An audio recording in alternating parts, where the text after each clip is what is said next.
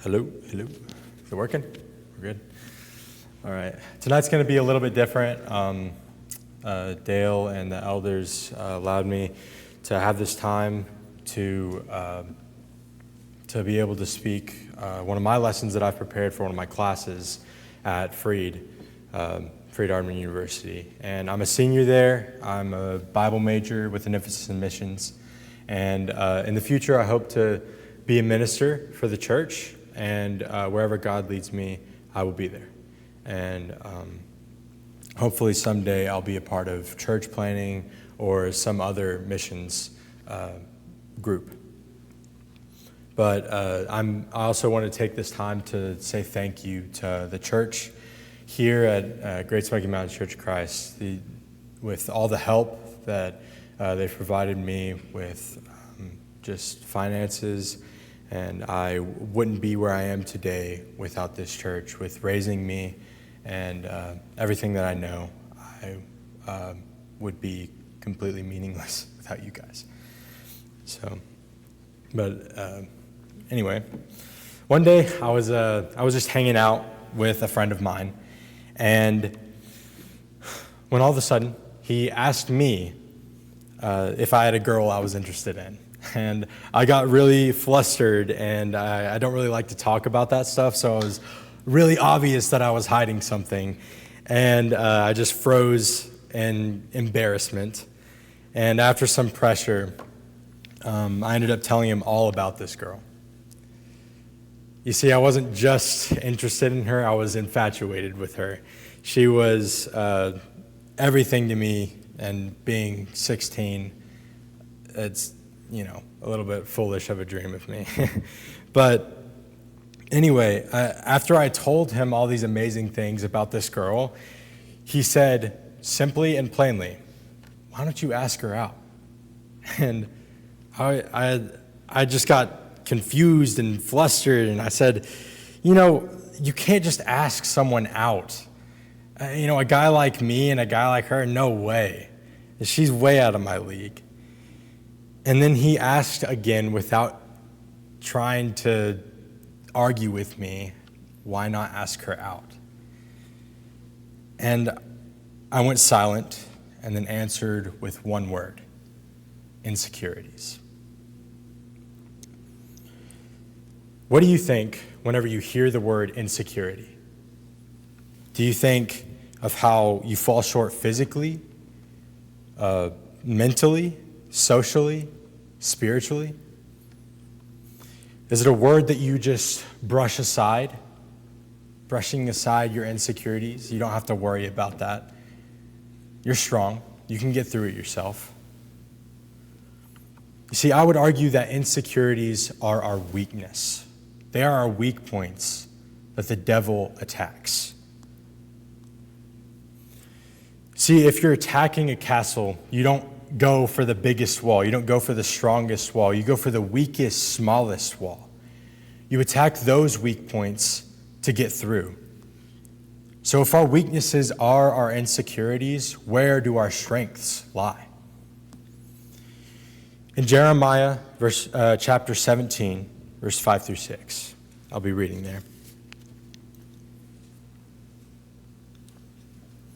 Thus says the Lord, cursed is the man who trusts in man and makes flesh his strength, whose heart turns away from the Lord. He is like a shrub in the desert and shall not see any good come. He shall dwell in the parched places of the wilderness, in an uninhabited salt land. You see, insecurities are not something to take lightly. Whenever you're insecure, you think, what does that person think of me? What does that man or woman think of me? You're putting your faith, your trust in another person. You're not letting God decide where you walk. You're letting them control your life and your flesh control your life. And thus, it'll lead you to terrible places if you rely on others for strength. They will disappoint you. Either that or they'll lead you down a desolate path. Now, jumping down to verse 7 and 8 of Jeremiah 17, it says, "Blessed is the man who trusts in the Lord, whose trust is the Lord.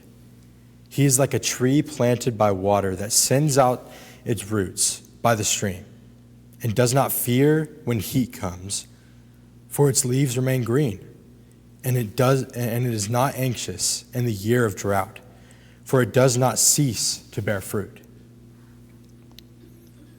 So if you trust in God, He will give you strength, and good will come from you.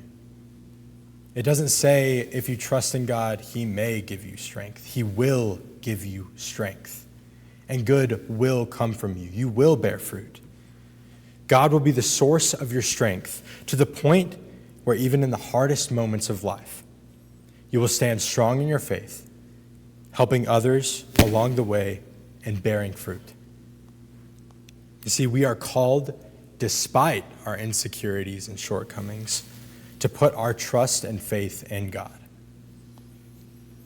But how do we put our faith in God? To me, a great example of this, and probably one of my favorite stories in the Bible, is Gideon. I know what you're thinking.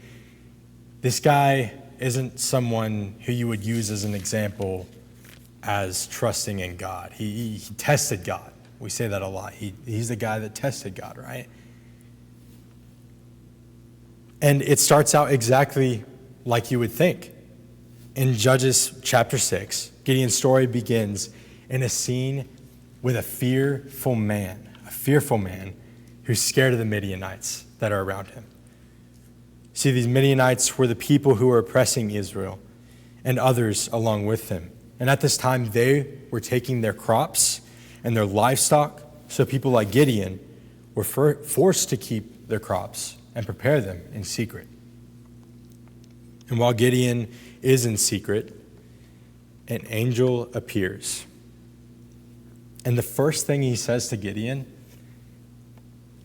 is, "The Lord is with you, O mighty man of valor." I mean, how ironic for a man that is being a sneaky rebel to be called a mighty man of valor. That doesn't seem like someone who is heroic.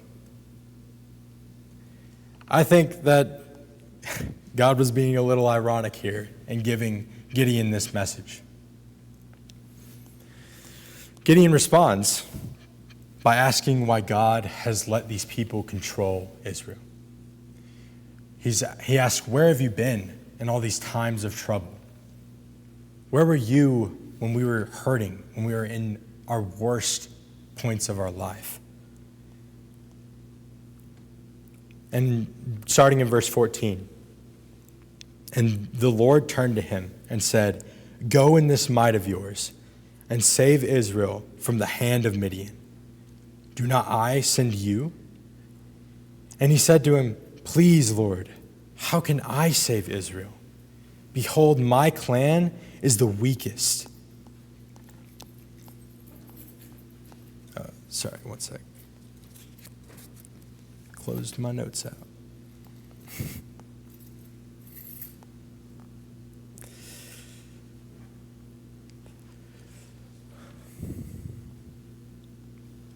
"Go in this might of yours and save Israel from the hand of Midian. Do not I send you?" And he said to him, "Please, Lord, how can I save Israel?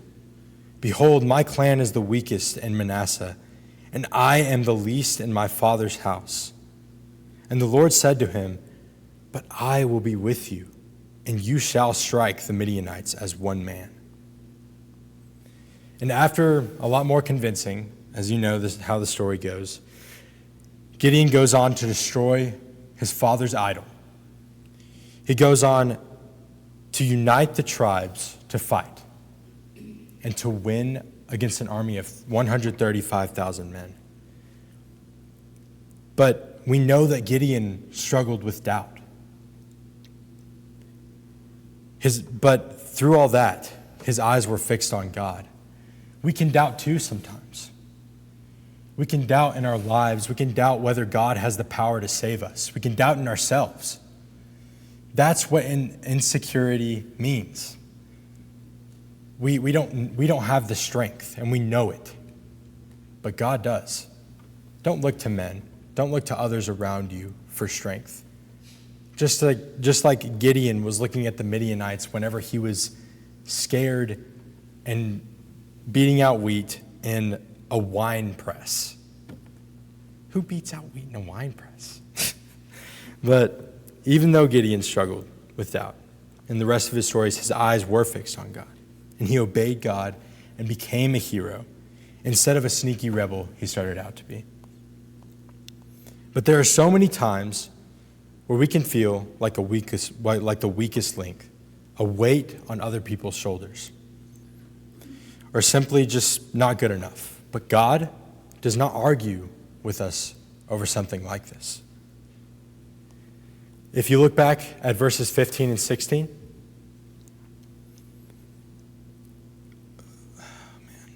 keeps messing my notes up. But if you look back at verses 15 and 16, he doesn't let Gideon sulk in his self-pity after he says, "Oh, I'm the least, I'm a worm." Instead, he repeats his command calmly to Gideon.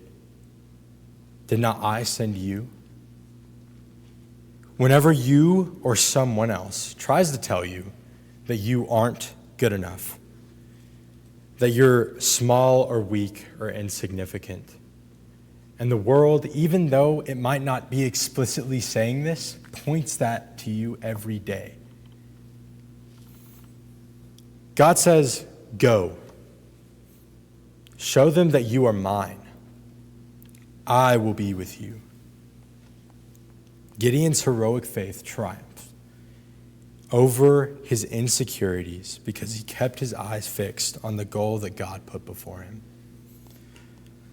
So, what is stopping us from having a faith like Gideon's, from having that heroic faith that we see throughout the Bible?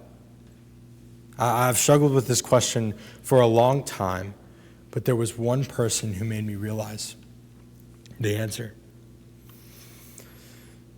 I was able to sit down and talk with my granddad about 2 or 3 months before he passed, and I stayed with him for about a week. And in those times, I knew my granddad didn't have much time left, so I talked with him about my life and where it was changing. And he gave me so many stories of his life, and I remember thinking, wow, this is a man who trusted and put his faith in God. And does that remind me of something? I thought of Hebrews 11, and the hall of faith is what we call it. Starting in verse 7 in Hebrews 11. By faith, Noah, being warned by God concerning events as yet unseen, in reverent fear, constructed an ark for the saving of his household. By this he condemned the world and became an heir of righteousness that comes by faith. And down in verse 17, by faith Abraham, when he was tested, offered up Isaac, and he had received the promises, and he who had received the promises was in an act of offering up his only son, of whom it was said, through Isaac shall your offspring be named.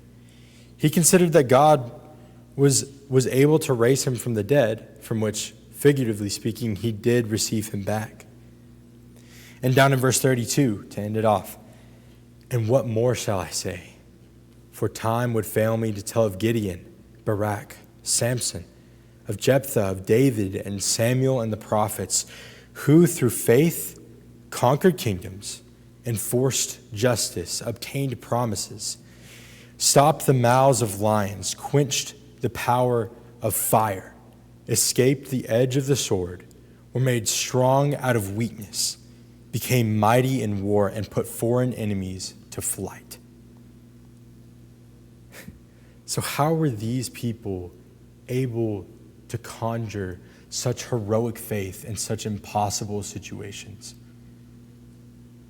we find ourselves saying that is an impossible task before us. How can I ever be a Moses? How can I ever be a Gideon? How can I ever be a Noah? But when I think of the impossible, I remember what Jesus said in Matthew 17, verse 20. For truly I say to you, if you have faith like a grain of a mustard seed, you will say to this mountain, move here to there, and it will move, and nothing will be impossible for you. But the mountain isn't always promised to move right away. The thing is, we have to take faith in the steps that we take. If we have faith in God, our steps will be pointed toward Him. And though the mountain might not move today, it will move in the future with God working behind the scenes. The task ahead of you may seem like an impossible task to remember, but you just need the faith to take the next step. You see, we think of these heroes of the Old Testament as these mythical stories that can be told but never seen. But faith of that magnitude is happening around us. Sometimes you just have to open your eyes to see it. And my granddad, he told me his stories of how he kept the faith, but I'll give you a shortened version. By faith, my granddad helped start a church where he was stationed in Europe. By faith, he gathered people from across his unbelieving community through handwritten letters to each and every household. And though he was penniless, by faith he started a foster care system in St. Louis. By faith, he continued helping people physically and spiritually, though his days were numbered. And he said the way he got through all of this was not simply by having enough faith equivalent of the task at hand, of the goal at the end of his life. It was to have faith in the small steps that he took, in God to guide him. Sure, there were times when he said he wasn't good enough. Sure, there were times when he said, I don't have enough money to do this. Sure, there were times when he wasn't physically able to get out and go to his community, but he never let that stop him.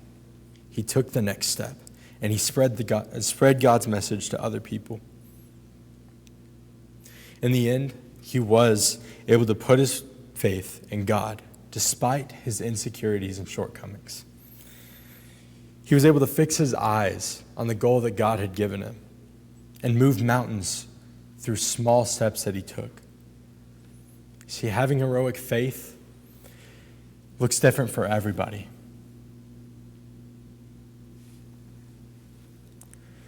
Whether you are just trying to mend a relationship with, or helping someone in need, or just trying to understand your faith better, or just reading your Bible in the morning, these are steps of faith that will move mountains. It's not about may or might. Put your faith in God with each step that you take, and He will make it happen. You might not know what those mountains are. You might not know what's coming ahead of you, but God does. Put your faith in Him to lead your steps. All of these things are heroic steps of faith that someday will move mountains. Just this week, I challenge everybody here, including myself, to look for your next step in faith. No matter where you are in your walk of faith, whether you've just started to become a Christian, whether you're not a Christian yet. And God is there with you, guiding you each step that you take if you have faith in Him. And He will lead you through those insecurities, through those times where people just look down on you. Maybe for even your faith. God will be there. Just have faith in Him. and He will guide you.